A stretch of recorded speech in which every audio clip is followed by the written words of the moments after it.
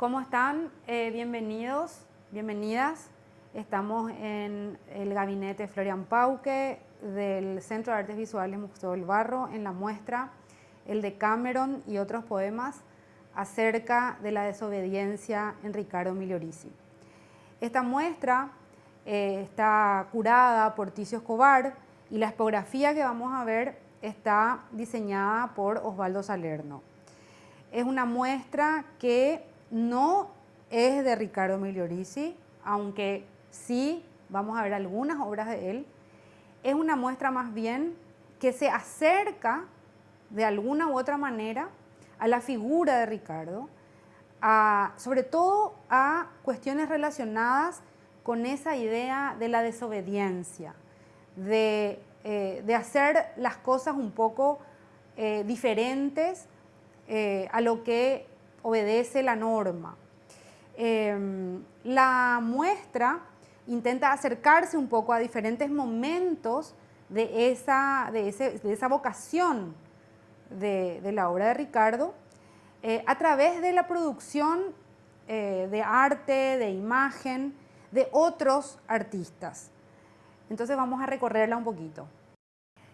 La muestra, el Decameron y otros poemas, toma su nombre, su título, de, por supuesto, el Decameron de Boccaccio, y además trabaja una idea de lo narrativo que también da cuenta de uno de los trabajos de Riccardo, no solamente la obra visual de él, que trabaja desde la narrativa, toda la obra de Riccardo cuenta algo, ¿verdad? Un cuento, algo, sino también tiene que ver con la producción escrita de Riccardo Migliorisi, que se puede ver en el lanzamiento, digamos, reciente de un libro que se llama 713, que podemos ver también en la muestra ciertos momentos de ese libro. Ese libro cuenta con 713 textos que fueron escritos por Riccardo Migliorisi en el momento, digamos, de la noche de vigilia, cuando él estaba a punto de ir a dormir. Y son textos que de alguna u otra manera hacían que pase una buena noche, digamos, porque después iba a dormir, o también tratar de evadir ese momento del insomnio.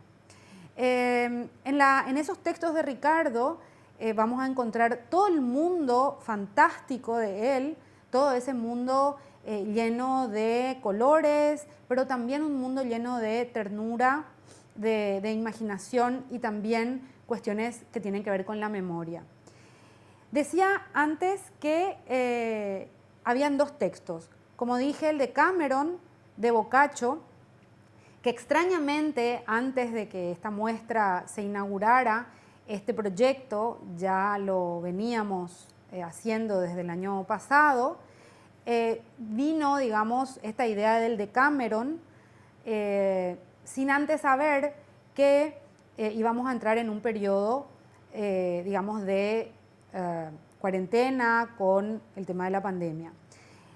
El Decameron de Boccaccio fue escrito durante una epidemia de la peste y digamos, todos los relatos que allí se encuentran son relatos que las personas que están en este volumen, las personas que están narrando en este volumen, son supuestamente personas que están en cuarentena a las afueras de la ciudad y para pasar el rato de esta cuarentena, de este encierro obligatorio, ellos se van contando historias.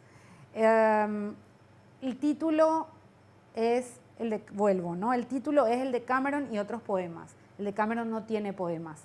La idea era un poco hacer de esa desobediencia algo que ya jugara en el título.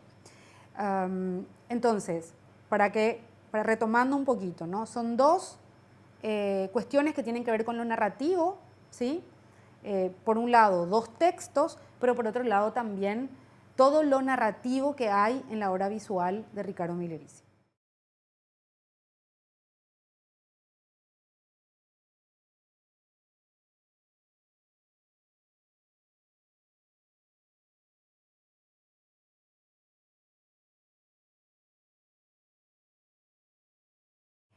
En esta sala en la cual estamos, que es la Florian Pauque, se condensa un poco ciertas obras o ciertos ejemplos de la obra de Ricardo que entran a dialogar en lo que luego vamos a ver en las otras salas.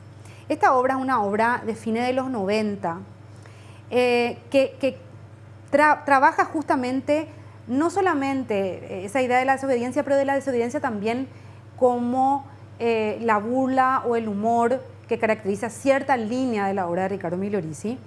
Esta obra es una heladera, básicamente, que tiene una serpentina y en la que se escribe la frase "soy caliente". Y lo que se ve, y el ruido también que pueden escuchar de fondo, es el ruido de la heladera, y lo que se ve es el hielo que se forma, la escarcha que se forma en la serpentina. Es una especie de oxímoron visual y que trabaja un poco con esa idea de humor casi ingenuo, quizás, que Ricardo ha, digamos, trabajado bastante a lo largo de su trayectoria.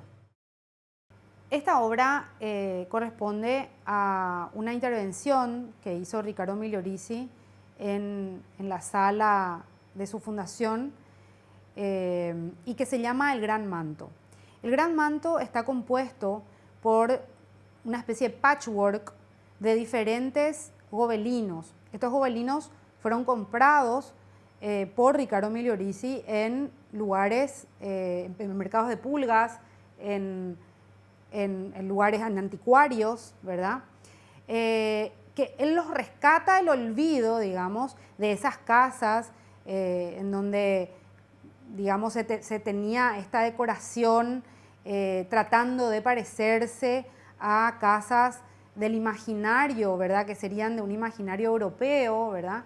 Y en donde además no solamente tienen que ver con esas casas, con la decoración de esas casas, sino que están contando cada una algo, una escena. Son escenas señoriales, son escenas a veces bucólicas de una realidad que no tiene nada que ver con la nuestra, pero que justamente eso era lo que le interesaba a Riccardo Migliorisi. Lo que hace Riccardo Migliorisi es componer este gran manto a partir de estos gobelinos que también a su vez están bordados con un fragmento de un texto de él que está en el libro 713 y que habla de ese gran manto. Pero no solamente está escrito en castellano, sino que está traducido a una infinidad de idiomas y que de alguna u otra manera también da cuenta de lo que se pierde en la traducción, lo que puede develar una traducción también. El gran manto está enrollado, no se puede ver de manera completa. Y también hay que decir que el gran manto fue el escenario de la despedida de Riccardo Migliorisi en junio del año pasado.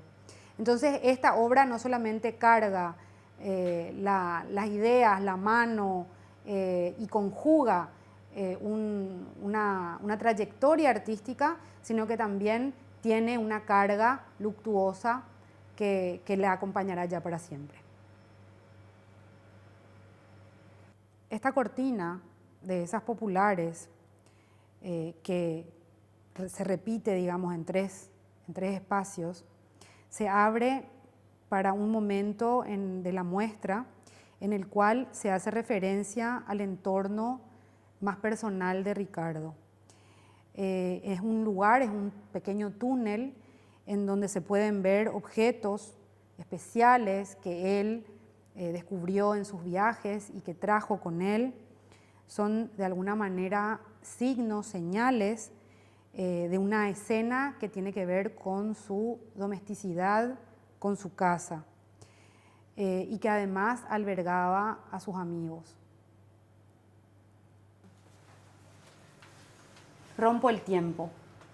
Ahora es jueves, un jueves de antes del sueño. Me siento a esperar. Todavía no llegó nadie. Me abrazan todos los objetos, la música o el olor a sopa paraguaya. Desde el jardín esplendoroso llega el ruido de un chorro de agua, llega también un verde que golpea las pupilas.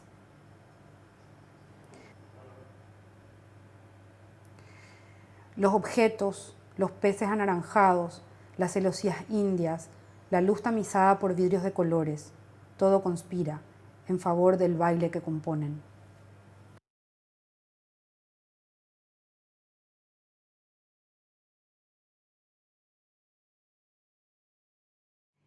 Entramos ya a la sala Josefina Pla, en donde sigue la muestra, y es donde empiezan a haber contrapuntos, en donde vamos a empezar a hacer relaciones con obras de Ricardo Migliorisi, pero también con ideas y cuestiones y puntos, digamos, en la obra de otros artistas que de alguna u otra manera se cruzan.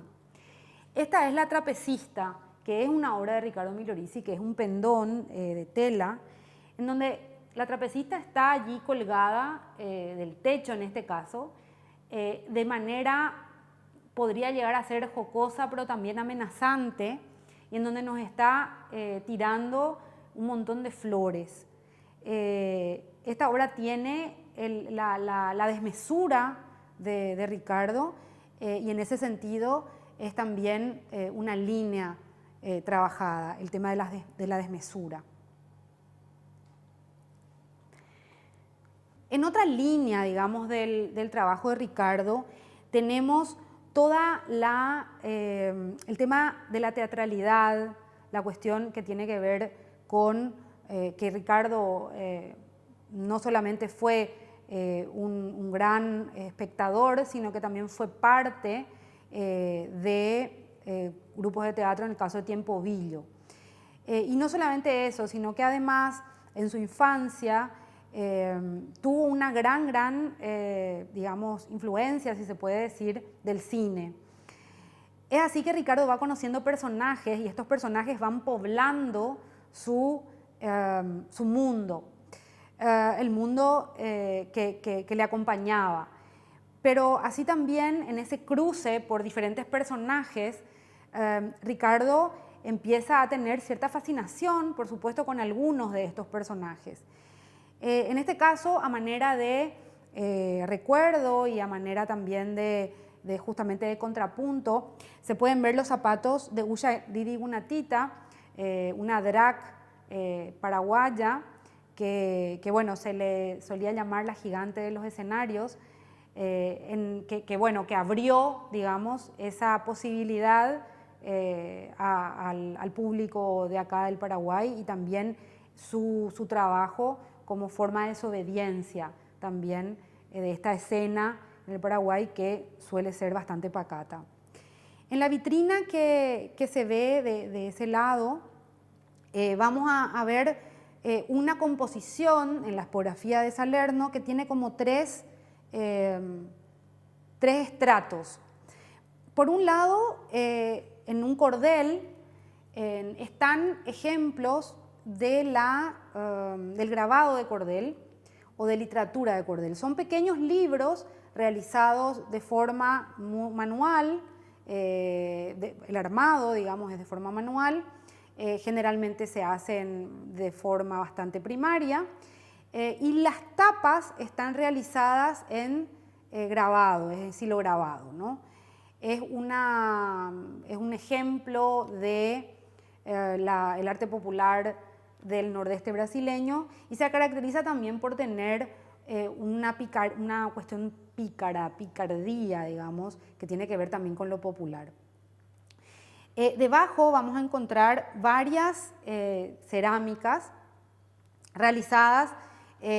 Hay dos cerámicas precolombinas, pero también hay algunas cerámicas de diferente autoría, que tienen que ver con la cerámica popular del Paraguay. La más conocida de todas, la de Rosa Brites, en donde ella va a ir mostrando las diferentes posiciones sexuales en lo que ella llamaba los broceros. Y esto de alguna manera hace también contrapunto con esa cuestión más pícara de Ricardo.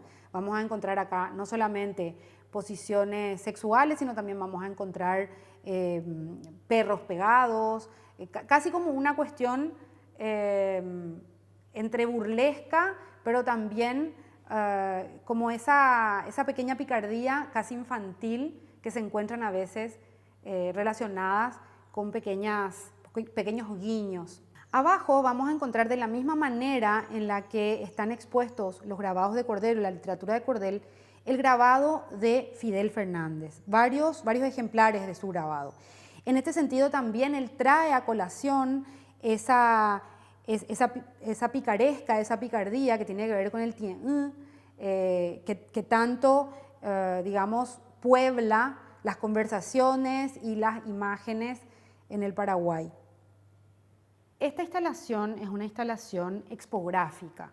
Esta no es una obra de Ricardo, pero digamos, se relaciona, hace referencia a una obra de Ricardo que se llama La novia desnudada. La novia desnudada estuvo expuesta en una exposición ya hace algunos años y lo que Ricardo había hecho era fotografiar trajes de novia en baños públicos. Estos baños públicos se ven acá atrás, en la fotografía que se encuentra atrás nuestro, y son baños generalmente sórdidos, en donde uno puede imaginar un montón de cuestiones. Los trajes de novia salieron de esa escena y están realmente aquí. Esta es una recomposición a partir de La novia desnudada que hizo Osvaldo Salerno, el expógrafo. Por un lado también hay que recordar el tema de lo narrativo. Siempre hay algo narrativo allí. Ese traje que quedó en ese baño, ¿por qué está ahí? ¿Alguien lo olvidó? ¿Alguien lo trajo? O sea, hay una historia que se ve a partir de destellos. Tenemos la obra de Fernando Grillón. Fernando Grillón tiene que ver también con un momento de reverberación en Asunción de los 60 a los 70. Funciona como un puente también entre diferentes momentos de la obra de Ricardo. No solamente tiene que ver con una cuestión de época, esta obra es de los años 70 y que comparte, digamos, la escena con Ricardo Migliorisi de aquellos años locos, como llama Ticio Escobar, a los 60 y los 70, en cierto grupo de artistas en Asunción, sino que también hace unas relaciones entre diferentes puntos, lo industrial, la cuestión de la animalidad, pero también hace referencia a las Panteras Negras. Esta obra trae, digamos, una obra anterior de Grillón que se llama Usureros devorados por Panteras Negras, que hace alusión al movimiento político que fue muy, muy famoso en un momento y que hace alusión, digamos, a los derechos de las personas afroamericanas en Estados Unidos y que, bueno, era un movimiento que fue muy fuerte y para algunas personas realmente disruptivo y sobre todo desobediente.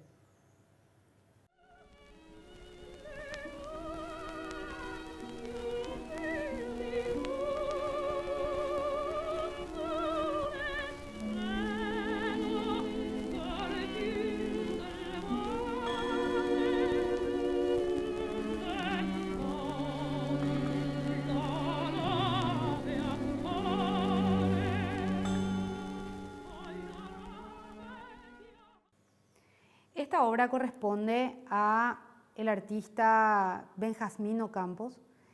Es un infierno. El Benjamín Ocampos trabaja en varios momentos, diferentes infiernos. Este infierno en particular trae un poco también una narrativa y trae también, a pesar del tema, humor.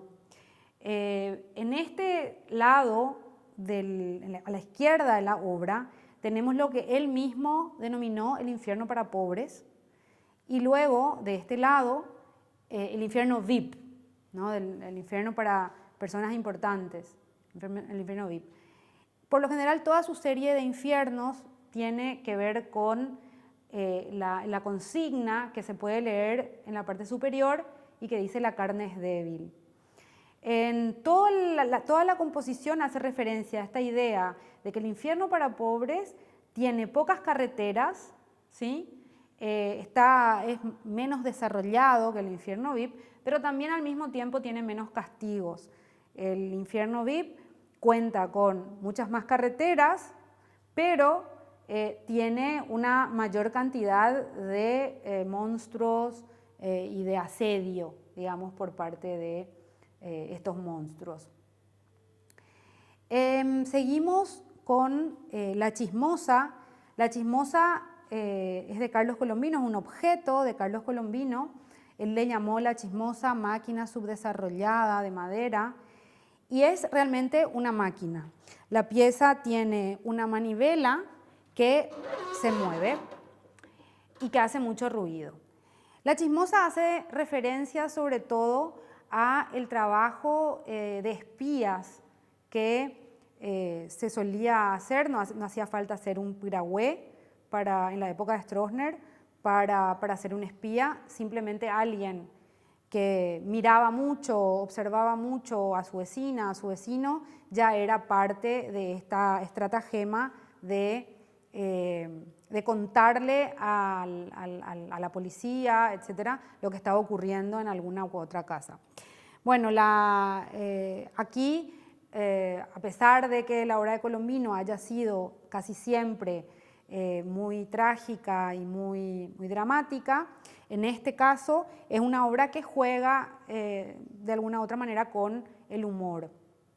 Por detrás de La Chismosa y también hacia el otro lado vamos a encontrar algunas máscaras africanas que tienen que ver, en este caso, no con algún tipo de relación con la idea de la desobediencia, pero sí vamos a encontrar relación con ese ámbito doméstico que Ricardo construyó para sí y que tienen que ver con la cercanía estética, digamos, que Ricardo encontró con las máscaras africanas.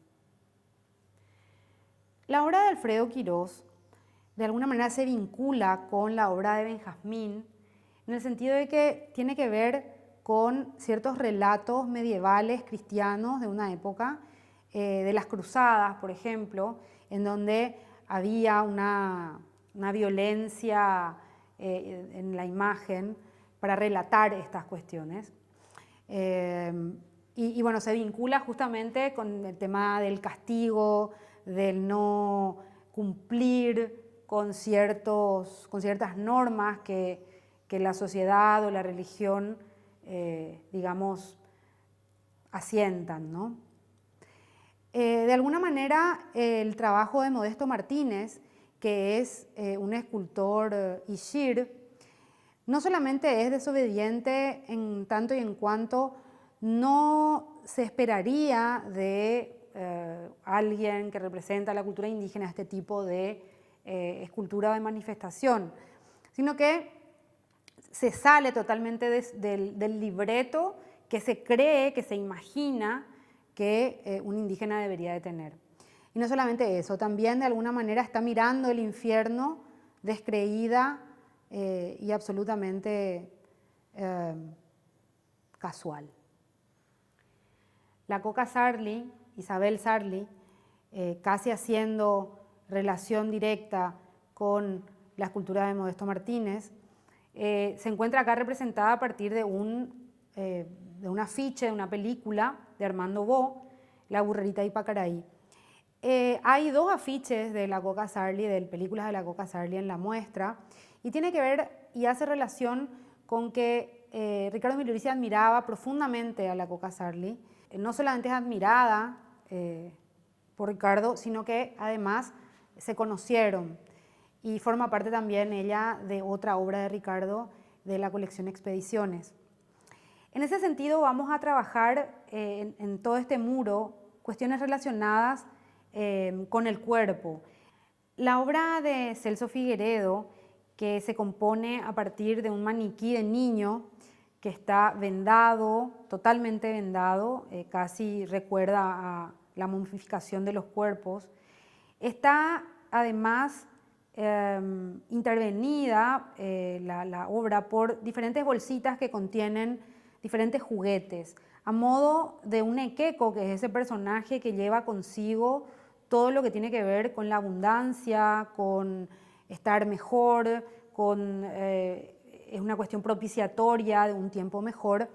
Quizá acá Celso Figueredo nos diga que el tiempo mejor fue la infancia, que todos estos juguetes tienen que ver con ese tiempo mejor y que de alguna manera también se relaciona con la obra de Ricardo y con el imaginario de Ricardo que tiene que ver con la niñez. El tema de la desnudez, del cuerpo desnudo, se prosigue en estas dos piezas de don Ignacio Núñez Soler, un artista que tiene que ver con otro plano en el que Ricardo se desenvolvió, pero que trae a colación también ciertas cuestiones, ciertas preocupaciones por el tema del cuerpo. Tenemos también la obra de Sara Leos, Nunca te prometí un jardín de rosas, que también hace alusión a esa idea casi telenovelesca que también Ricardo abonaba, digamos. La obra de Osvaldo Salerno, La habitación del conejo blanco, es un pequeño cofre en el cual se guardan fragmentos de cuerpo. O sea, ahí no solamente tenemos la cuestión que tiene que ver con la desnudez del cuerpo, sino también con la fragmentación del cuerpo. Y en este caso tiene una cita de un texto de Riccardo Migliorisi. En todas estas obras entran en relación también con estos 4 portarretratos que se pueden ver, que traen a colación, digamos, obra reciente, desarrollada recientemente por artistas locales como Chancleta Tatá, Brune Comas, Amoral y Bastión Moral, en donde hay justamente una desobediencia en cuanto al género, a lo corporal, que muestra un cuerpo diferente, diferenciado sobre todo. Por otro lado, Claudia Casarino, en una obra ya bastante conocida de ella, en donde el cuerpo del artista es fotografiado con máscaras, pero no solamente la máscara que oculta el rostro y muestra otro, sino también máscaras o prótesis que tienen que ver con otras partes del propio cuerpo. La obra de Marcelo Medina, que ha desarrollado además durante mucho tiempo un mundo propio, que en ese sentido, esa creación de ese mundo propio se relaciona con la obra de Ricardo, por su fantasía, por su imaginario. En este caso, lo que hace es relatar casi a modo de pequeñas viñetas, diferentes escenas que también pueden leerse como escenas desobedientes o como escenas inauditas. En este sentido, Marcelo Medina, estas obras son pequeñas obras independientes que en este montaje justamente se vinculan. Esta es una obra de Bernardo Grasniaski, es una recreación para esta exposición, es una versión actual de una obra del año 67. Esta obra fue presentada en la muestra ideoplástica del taller de Cira Moscarda en el 67, que funciona aquí también como una señal de un momento, de una época y de un círculo muy particular que tenía que ver con el taller de Cira Moscarda. El taller de Cira Moscarda fue el espacio en el cual Riccardo Migliorisi desarrolla también esta irreverencia, esta desobediencia a los cánones del momento. Y lo hizo junto a compañeros como Bernardo Grasniaski o Alfredo Sepe. Hay una línea del trabajo de Riccardo Migliorisi que tiene que ver con un mundo circense. Ese mundo circense ya lo vimos en La trapecista, de hecho, y hay un sinnúmero de obras que hacen referencia a equilibristas, a trapecistas, a payasos. Es el mundo de los circenses que inunda el imaginario de Riccardo Migliorisi y que en esta obra de Bettina Brizuela se trae un poco ese mundo. Esta obra de Bettina tiene que ver con ese mundo del parque de diversiones, de la feria, de ese mundo también que crea una fantasía que a veces guarda también nostalgia. En ese sentido también las fotografías de Fernando Allen van a traernos un poco de ese mundo con sus fotografías de la serie El Circo Kramer.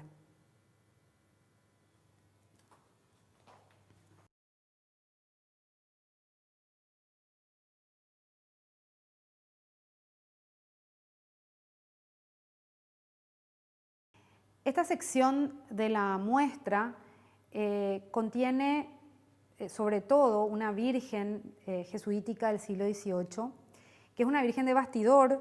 Como pueden ver, es una virgen que no está toda tallada, sino que se tallan solamente las partes que serán visibles, que deja la ropa, que muestra la ropa, digamos, las manos, la cabeza. Es una virgen que va a estar aquí no solamente porque tenía que ver con un interés de Ricardo, en el sentido de la talla jesuítico, franciscana y popular, sino que también va a estar porque muestra un trabajo de Ricardo Migliorisi que tenía que ver con el coleccionismo, como vimos también las máscaras africanas y otros artefactos, y que tiene que ver también con poner al público una colección, de no quedarse solamente él con esa colección, y tiene que ver con su fundación. Esta es una pieza que pertenece a la Fundación Ricardo Migliorisi y que no solamente es interesante por la pieza en sí, sino porque él montó esta pieza con ropa y con cuestiones que no le pertenecen, no le pertenecerían, los aros, el corset, la propia mantilla. Él mismo construyó esta pieza de esta manera.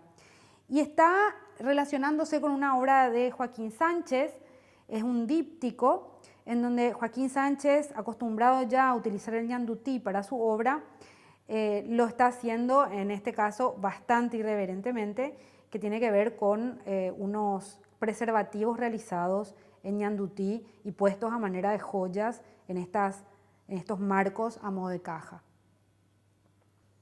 Si vamos nuestra vista hacia arriba, vemos una tela colgada a manera de carpa por Rolando Rasmussen. Es una tela teñida, una tela de seda teñida por Rolando Rasmussen.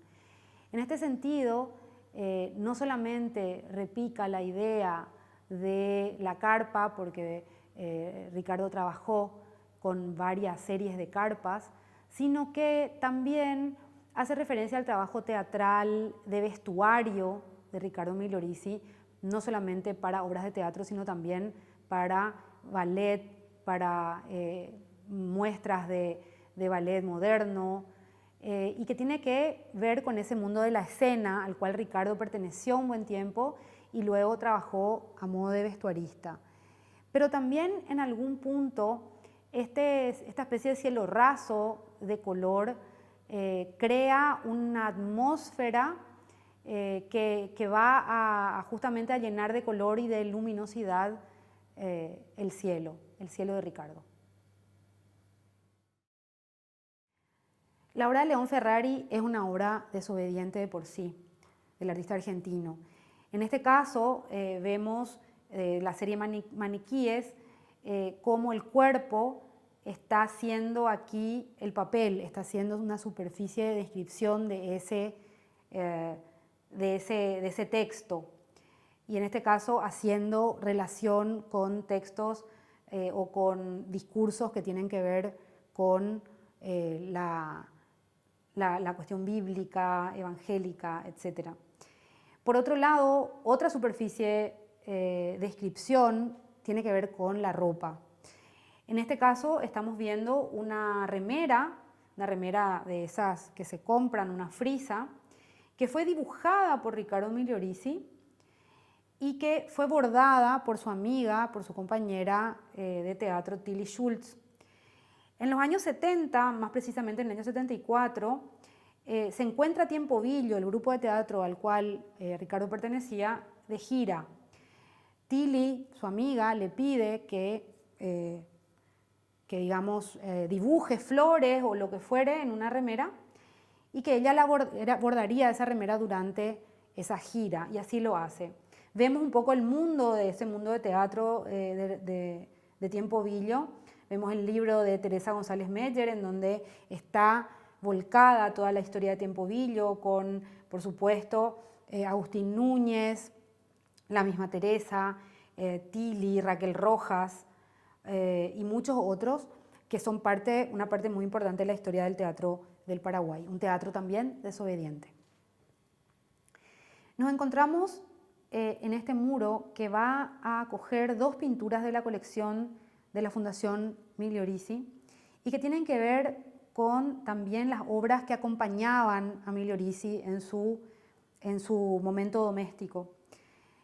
Son obras que de alguna u otra manera, dice Ticio Escobar en su texto, Ricardo Migliorisi acogía la belleza desdeñada por otros. En este caso son obras que no corresponden al canon, digamos, estricto de un momento determinado, no son obras que podían estar en museos, etcétera, etcétera. Estamos hablando de una obra de Piñera, un pintor portugués, y de un retrato anónimo del Perú. La serie Los novios de Leonor Cecotto no solamente se vincula con aquellos trajes de novias abandonados en los baños sórdidos, sino que también da cuenta de ese momento acartonado que Ricardo Migliorisi también podría haber utilizado en sus obras y que de alguna manera se relacionan, se vinculan o hacen guiños. En ese sentido, la pareja tiene su correlato también en esta obra de Diltrudis Noguera, que no solamente está haciendo referencia a un cuerpo otro, sino también a esa idea del amor como prácticamente 2 personas en una. La obra de Pedro Agüero, en este caso, hace un guiño a la obra de Ricardo en cuanto a la ironía. En este caso estamos hablando de un corpiño que está flotando en la nada. Luego, siguiendo con el recorrido, tenemos una puerta. Esta puerta es una puerta que fue escrita por Alfredo Sepe, compañero, amigo de Ricardo Migliorisi, compañero del taller de Cira Moscarda. Es una puerta finita, como ven, y es una puerta que estaba en la casa de los padres de Bernardo Grasniaski y que él escribió allí un cuento, ¿no? Está firmada por Alfredo Sepe, de hecho. Esta puerta fue sacada de la casa paterna de Krasniaski y Betty Krasniaski, la hermana de Lito, de Bernardo Krasniaski, fue llevada, digamos, al taller de Ricardo Migliorisi y luego a la fundación. Es también una muestra de ese momento iniciático de estos artistas. La obra 24 horas en la vida de Brigitta von Schärkofen es una obra de mediados de los 80 que aquí, así como la obra de Bernardo Krasniaski, se repone. Obviamente la instalación es la que es de este año, pero el video que se encuentra en el televisor es un video realizado en esos años, protagonizado por Margarita Chaparro, en donde se muestra la historia de Brigitta von Schärkofen, que es una cantante de ópera quien pierde la memoria. Esta es justamente una de las ideas de las narrativas, de esta creación fabulosa de diferentes personajes. El video está de alguna manera recorrido por zapatos de tacón alto que en este caso, en el caso de este montaje, fuimos pidiendo a personas en préstamo. Y hace referencia también a toda la guarda que nos sigue en la exposición y que tiene que ver con figuritas de madera recortadas y pintadas y que forman parte de otra instalación que da cuenta también de ese mismo personaje y que es Brigitta von Schärkofen en el Jardín de las Delicias 2. ¿Por qué 2? No se sabe, no hay primera parte. Entonces hay allí una relación no solamente del personaje, sino también de las obras que tienen solamente un año de diferencia de realización. El video fue realizado por un jovencísimo Juan Carlos Maneglia, bajo la dirección de Ricardo Migliorisi, y aparecen en él diferentes personajes de la época. La muestra cierra con la espalda de Ricardo. La muestra cierra con esta fotografía que es parte de una serie que se llama El banquete inconcluso. Es del año 2000, es una fotografía del propio Ricardo, es un autorretrato en donde también se hace alusión al fragmento del propio cuerpo, a las marcas del propio cuerpo, y que tiene en este sentido nos muestra un signo también dentro de la muestra. Toda la muestra es festiva, toda la muestra tiene algunas partes más graves que otras, pero en casi todo se muestra ese vigor, ese afán por la burla, el humor y no tanto la amenaza. En este sentido, este banquete inconcluso hace alusión quizás a el otro lado de las cosas, la otra cara de la moneda, algo ominoso, algo a lo cual Riccardo Emilio Ricci de hecho trataba de aventar, todo lo que asustaba o todo lo que se volvía en su contra. Entonces el banquete inconcluso abre otro plano que no sabemos cuál es.